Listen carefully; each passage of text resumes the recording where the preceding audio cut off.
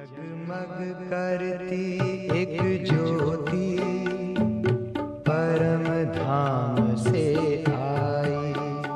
जगमग करती एक ज्योति परम धाम से आई।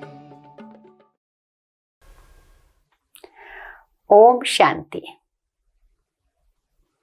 कल्याणकारी शिव बाबा के हम बच्चे, हम भी विश्व कल्याणकारी आत्माएं हैं। बाबा कहते हैं आप विश्व का ही कल्याण नहीं कर रहे हो, लेकिन आपके लिए सब कुछ कल्याणकारी है। और जब यह स्मृति हमको रहती है तो फिर हमारी स्थिति कैसे रहती है वो भी बाबा ने समझाया है, और कैसे सब कल्याणकारी है वह भी बहुत अच्छी तरह से समझाया है। महावाक्य अव्यक्त मुरलियों से कल्याण है सब में, इस विषय को लेकर ऐसे हैं। अव्यक्त बाप दादा कहते, हर बात में कल्याण दिखाई दे, क्योंकि कल्याणकारी बाप की संतान होना। पूछ रहे हैं बाबा, कल्याणकारी बनने के बाद कोई भी अकल्याण की बात हो नहीं सकती।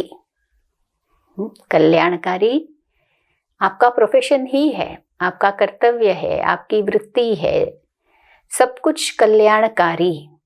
तो बाप दादा कहते कि कोई भी बात में अकल्याण हो ही नहीं सकता है। यह निश्चय और स्मृति स्वरूप हो जाए, और ज्यादा स्मृति स्वरूप हो जाए यह निश्चय, तो फिर कैसी रहेगी हमारी स्थिति? आप कभी डगमगा नहीं सकेंगे। एक निशानी बता रहे हैं बाबा कि यदि हमारी स्मृति में यह बात है कि सब कुछ कल्याणकारी है, तो स्थिति में कभी भी डगमगाएंगे नहीं। यदि हरा या लाल चश्मा पहनो तो सभी हरा अथवा लाल ही दिखाई पड़ता है ना। वैसे ही आप लोगों के तीसरे नेत्र पर कल्याणकारी का चश्मा पड़ा है।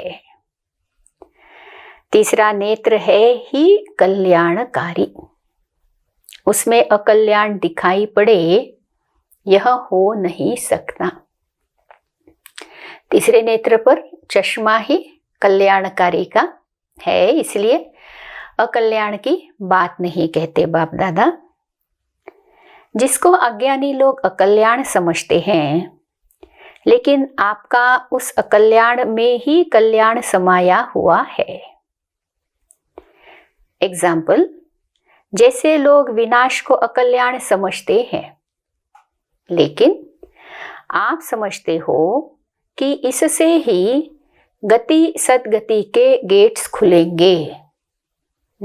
जितना अति अकल्याण समझते हैं उतना अति का कल्याण। कहाँ विनाश अकल्याण समझते हैं, कहाँ गति सदगति प्राप्त करना कितना ऊंचा कल्याण। तो मतलब अकल्याण में कल्याण ही समाया हुआ है। तो कोई भी बात सामने आती है, सभी में कल्याण भरा हुआ है। ऐसे निश्चय बुद्धि होकर चलो तो क्या प्राप्ति होगी। अब दूसरी बात, पहले बाबा ने कहा कभी स्थिति डगमग नहीं होगी। अब दूसरी बात, एक रस अवस्था हो जाएगी। यदि यह निश्चय बुद्धि होकर चलते हैं कि हर बात में कल्याण है, तो स्थिति एक रस हो जाएगी।